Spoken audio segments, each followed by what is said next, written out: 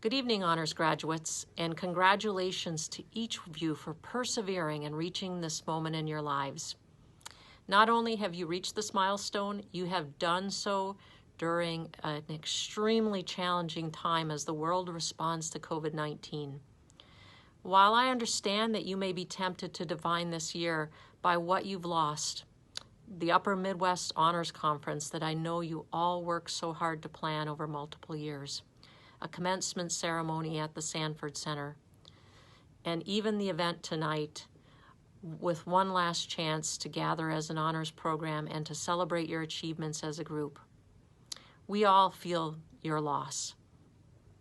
I hope you'll remember also, though, what you have gained and what you have learned. What you have gained is preparation for the rest of your lives. Many of you are prepared for graduate school, while others have secured teaching positions and internships. You've all gained tremendous leadership experience by developing the plans for the Honors Conference and being ready to implement your ideas. As individuals, you're being recognized for your personal achievements. And while I can't name everyone, I just want to provide a few examples.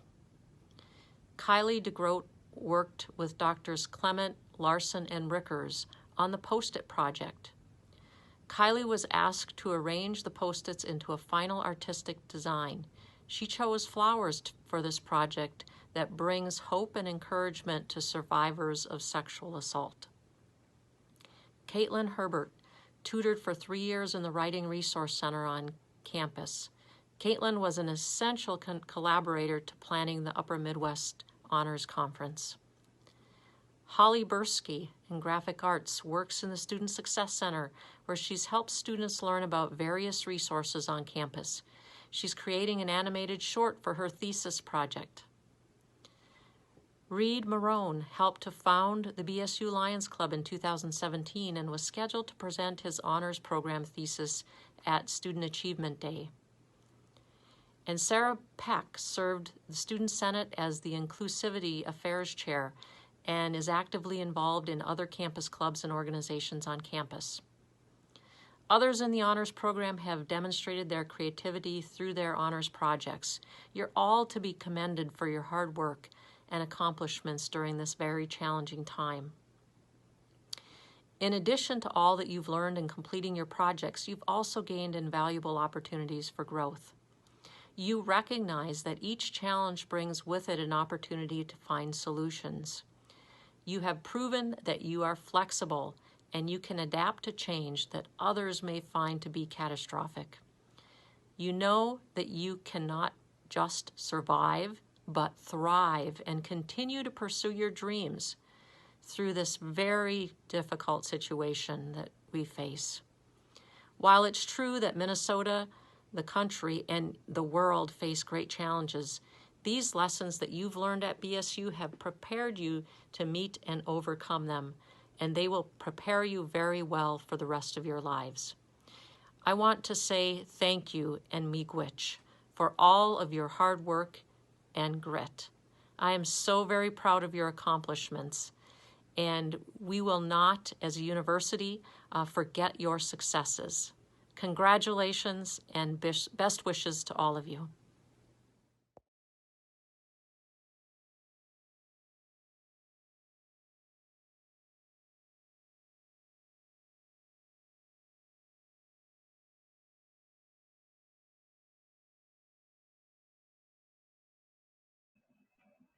Hello, honors graduates of 2020. It's been a tradition since I joined the Bemidji State University Honors Program as director in 2016 that I celebrate your successes at this ceremony with some kind of how will it tie in analogy. The 2016 honors graduates made me promise not to be corny, so I've taken that to heart. Since then, I've gone with kooky or off the wall. I've talked about the hippie rock from under which I used to live, Flagstaff, Arizona. I've talked about my truck. She's still awesome, by the way. And last year, I talked about cats in boxes. That one even surprised me because it worked. So this year in 2020, I bring to you by way of COVID-19, pajama pants. There's a lot that can be said about pajama pants. In fact, in many ways, I've realized that pajama pants represent my most authentic self. First, I find them incredibly comfortable to wear. But more importantly, I find myself incredibly comfortable with who I am, who I truly am when I'm wearing them. I shovel snow in them. I get the mail in them.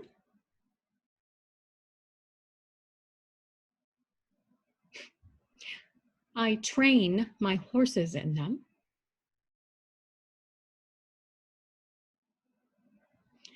I ride my horses in them.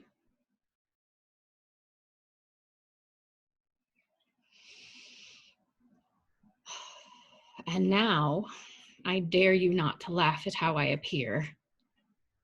I go to work in them.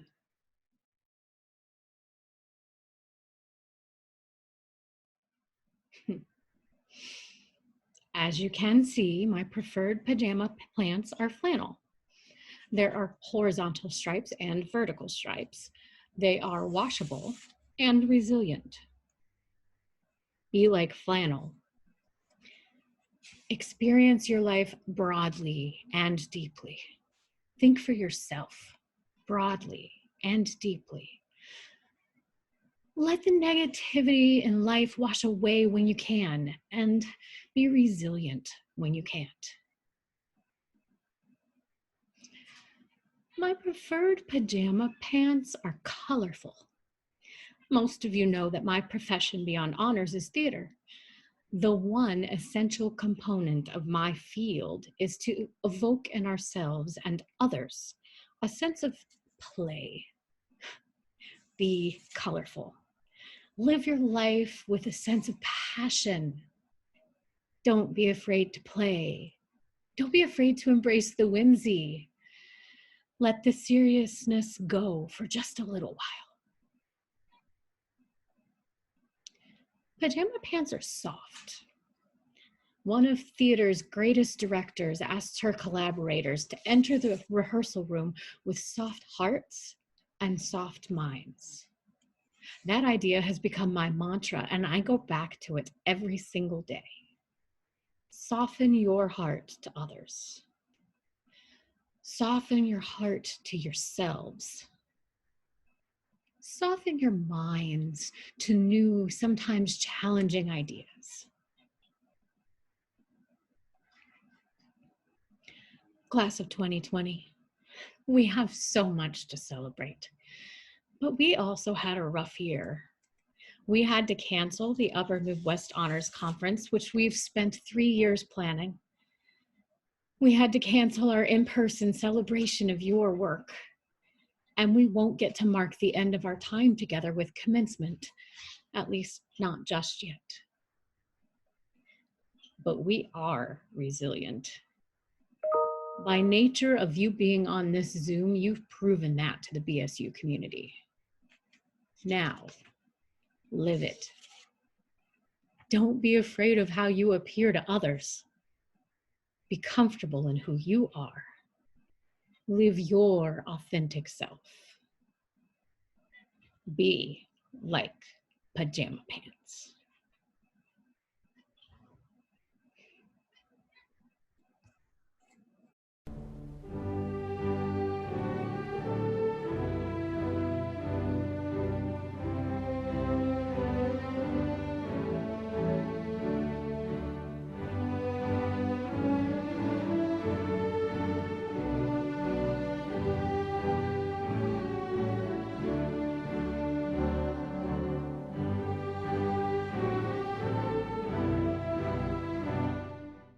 My name is Alison Blavitt, and my thesis is The Repeats of History.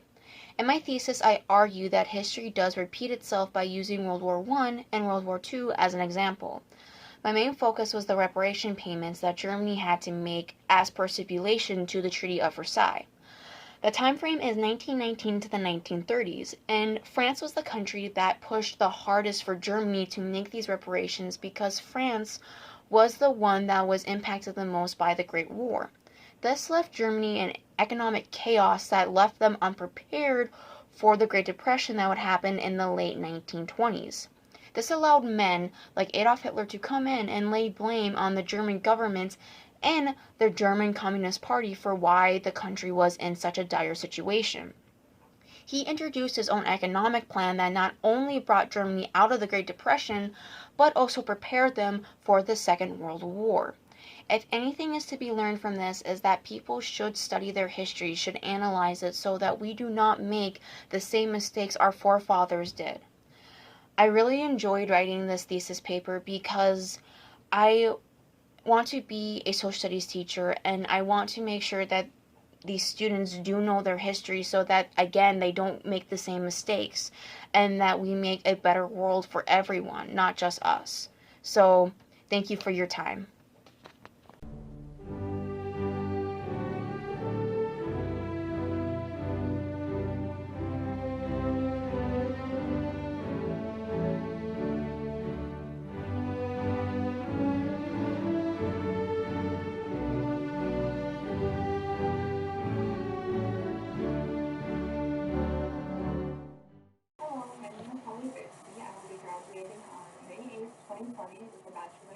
and design with emphases in both graphic and exhibit, as well as a minor in studio art. To wrap up my process through the honors program, I decided to complete a thesis project about 3D animation. Everybody these days has seen a 3D animated movie or played a 3D video game. Having these experiences in my childhood inspired me to pursue that interest in the form of a short 40-second animation I am in the process of creating. This process involves 3D modeling in a software called Autodesk 3D Mathematic, which I am already familiar with through my exhibit design experience. That being said, however, I still have a lot to teach myself about how to properly rig a model for animation and doing the actual animation itself. I've dedicated dozens of hours to storyboarding, character creation, and modeling both the characters and the environment, not to mention all the trial and error.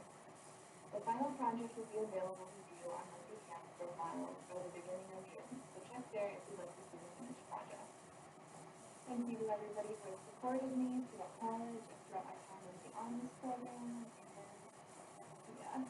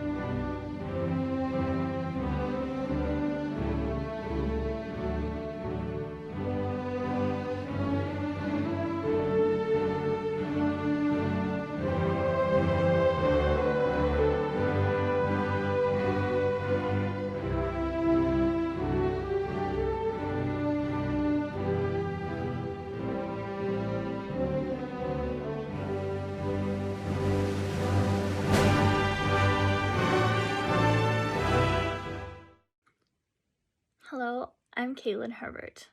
The purpose of my thesis was to detect the presence or the absence of bipartisanship, as well as the impact of potential relationships in Minnesota legislation from 1995 until 2015. I did this through the creation and analysis of comprehensive spreadsheets diagramming the bill number, authors, author's party, vote total, and bill topic for bills passed in Minnesota for each year. I used the spreadsheets to create graphs that would further outline this data.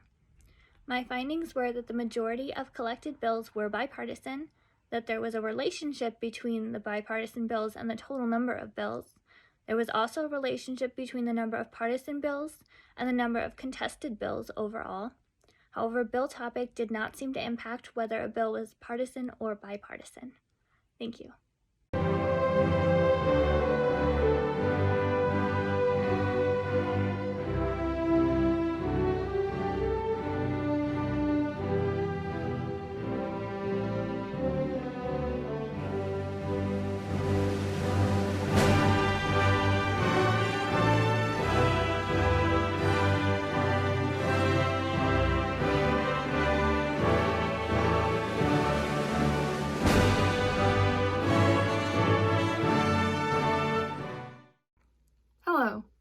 name is Sky Isabella Rose Iwanski, and I will be graduating from the honors program with a Bachelor of Fine Arts degree in Creative and Professional Writing.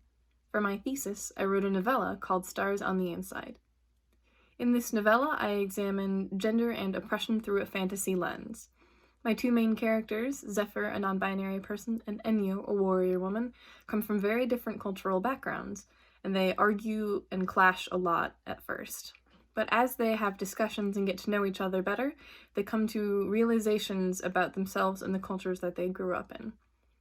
In my time in the honors program, I have taken a lot of classes and learned a lot of information that I might not have otherwise chosen to learn, and I'm really grateful for that because it has made me a much more well-rounded student.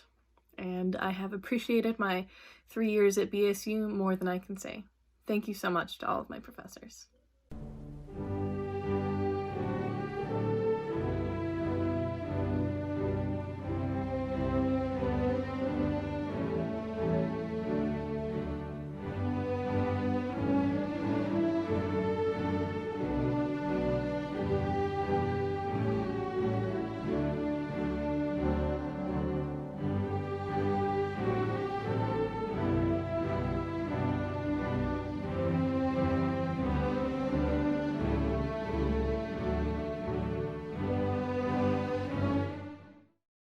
Hi, my name is Reed Marone, and I'm an honors kid like you guys. My major is biology, exercise science with a minor in chemistry. And my honors project I thought was pretty cool. It was asking, does age, gender, or health status influence faith community members' quality of life? And so I was working with Dr. White for my project, and we got some IRB approval. And I got these surveys, and I handed them out to these two churches, and they filled them out, very thankful, 26 participants. And I looked at the results with comparison of means for a couple of the categories that I did. And my results, they were not really statistically significant. And I did have some practical differences, but in conclusion, I'll have to look a little bit deeper and address my limitations to really find an answer for my question. But it was so fun, and I was really happy to learn all of what Dr. White and the honors community had to teach me. And yeah, I just want to say I appreciate all of you guys, and Bemidji has been an amazing experience. So thank you so much.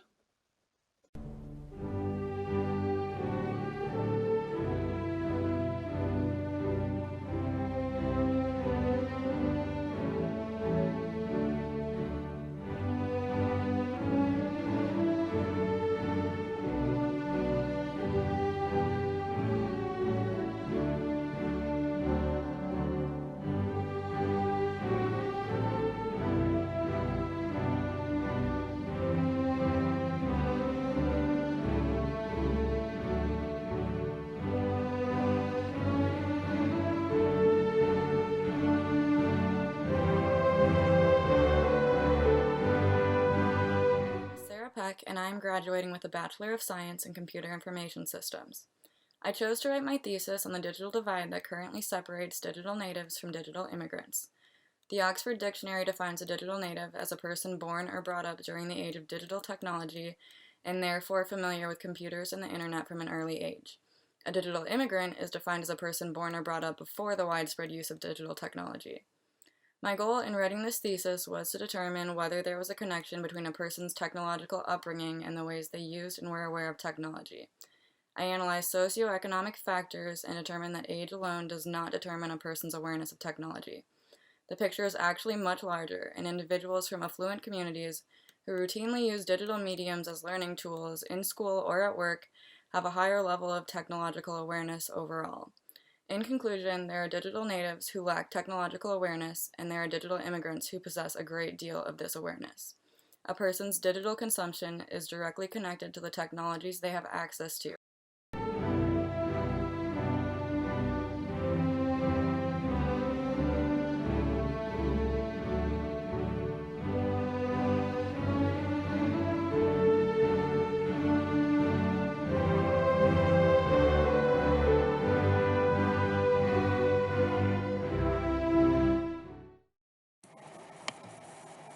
Congratulations, 2020 Honors Program graduates. My name is Sue Rickers, and as a member of the Honors Council, I am so happy for you on this graduation and this milestone in your life. I wish you all the best as you move forward into the future. Congratulations, Allison, for graduation and completion of your honors project. It's been such a pleasure being your academic advisor over the last 4 years and watching you develop as a writer and a researcher. In particular, I've just so much enjoyed working with you over the last year on your honors project. Best of luck as you continue your career as a teacher next academic year. Hello, my name is Dr. Jim White. I'm a professor in the Department of Human Performance, Sport, and Health. I've had the opportunity to work with honors students for the past 4 years. It has been a labor of love. Bright young people. Look forward to seeing great things from them in the future. I just want to say a quick congrats to our honors grads and wish you luck in the future. I see good things for you. Hang in there, and best wishes. Congratulations on our graduates. I wish you the best for the future and good luck with your plans. Take care. Hi, honor students. I'm really excited to celebrate your graduation today. It's a really good opportunity to look at where you've been, where you are right now, and where you're going next. So congratulations again, and I look forward to seeing where you're off to now. Hi, everyone. So it's very late on Wednesday night, actually into Thursday morning. And I was reviewing our video that we were going to share with you tomorrow evening. And I realized that we actually omitted a very important person.